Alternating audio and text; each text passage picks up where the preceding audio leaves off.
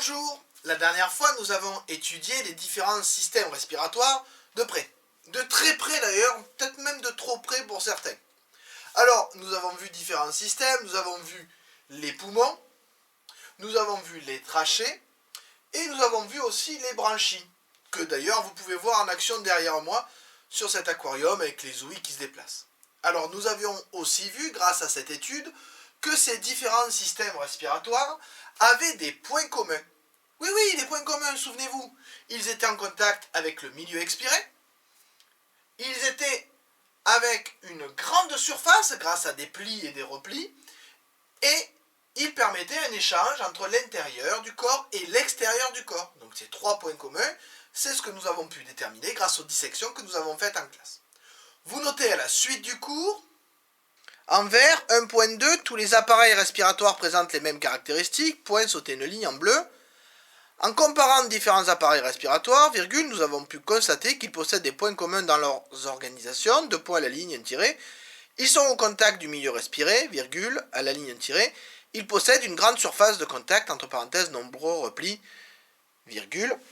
Mais oui, pensez-y, ces replis.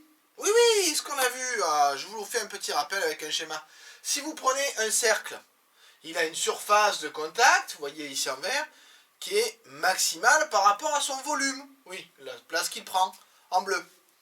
Mais si j'imagine que je replie, voilà, la surface. Donc j'ai une surface de contact en vert beaucoup plus grande pour un volume quasiment similaire. Et si je replie encore, j'ai une surface de plus en plus grande avec un volume qui change relativement peu. Ça permet d'augmenter la surface de contact sans augmenter de façon trop importante le volume très important pour les surfaces d'échange, puisque quand j'augmente la surface de contact, j'augmente les échanges possibles entre l'intérieur et l'extérieur des deux côtés de la surface. Bien, reprenons le cours. Une paroi fine, virgule, pour permettre le passage du dioxygène dans le corps, virgule, à la ligne tirée, un système pour mettre en mouvement le milieu dans ou autour du système respiratoire, point. À sauter une ligne, toutes ces caractéristiques permettent des échanges nombreux entre le milieu respiré et l'intérieur de l'être vivant. Point. L'être vivant peut donc prélever le dioxygène dont il a besoin dans son milieu de vie. Point. Alors pour la respiration, c'est vu, tous les êtres vivants, ou presque tous, ont besoin de respirer et d'utiliser le dioxygène. Mais nous connaissons aussi un autre besoin physiologique, la nourriture. Effectivement, les êtres vivants ont besoin de se nourrir. Et vous le savez, chez les animaux, il existe plusieurs régimes alimentaires en fonction de ce qu'ils mangent. Donc ceux qui se nourrissent principalement d'animaux sont appelés des zoophages. Par contre, ceux qui se nourrissent principalement de végétaux sont appelés des phytophages. Et enfin, ceux qui se nourrissent à peu près à égalité d'animaux et de végétaux sont appelés des omniphages ou omnivores. Donc ces trois régimes alimentaires existent chez les animaux. Toutefois, on peut aussi, grâce ou à cause de ces régimes alimentaires, repérer des différences. C'est ce que vous allez voir dans la suite de la vidéo avec cette petite démonstration. La différence commence dès le début du système digestif. Oui, les dents, c'est elles qui pourront nous donner une indication sur le régime alimentaire des animaux. Bonne vidéo. Chez les carnivores, on peut observer une dentition très particulière. On a ici l'exemple d'un crocodile et on voit très bien les dents caractéristiques de ce type de régime alimentaire, les canines. Des dents très pointues qui vont avec un mouvement du haut vers le bas de la mâchoire. Ce mouvement, comme on le voit ici, permet à l'animal d'attraper sa proie, de la transpercer, puis de la tirer pour la tuer ou de la tuer sur le coup grâce à ses dents très pointues. C'est donc une arme de préhension ainsi que de chasse que sont ces canines qui correspondent au régime zoophage, principalement pour les prédateurs.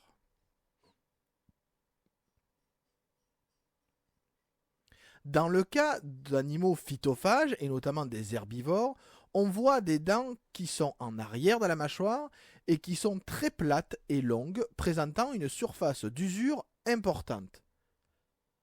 Cette surface d'usure va permettre à l'animal de broyer le végétal avant de l'avaler, ce qui va lui permettre de digérer des éléments très durs.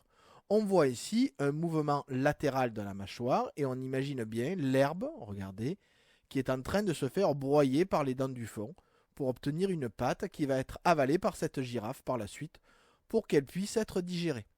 Les fibres des végétaux sont ainsi disloquées avant digestion.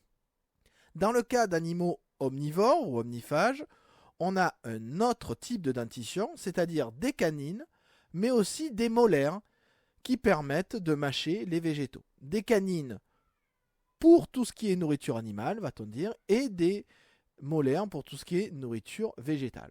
On voit dans l'exemple de cet animal, un gorille, que pour les végétaux, il va utiliser ses dents du fond et réaliser le même type de mouvement. Voilà, très bien, dents du fond, le même type de mouvement que pour la girafe.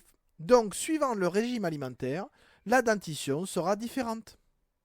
Et voilà, vous l'avez vu, il existe un lien entre le tube digestif et le régime alimentaire. Hein, avec ces 3 exemples. Donc ce que nous étudierons par la suite, c'est si cette différence au niveau du système digestif continue par la suite. Est-ce que le système digestif d'une vache est différent d'une autre ou est différent de celui d'un lion par exemple, puisque nous n'avons pas les mêmes régimes alimentaires. Mais ça, c'est ce que nous ferons lors du prochain cours. Sur ce, je vous dis à bientôt.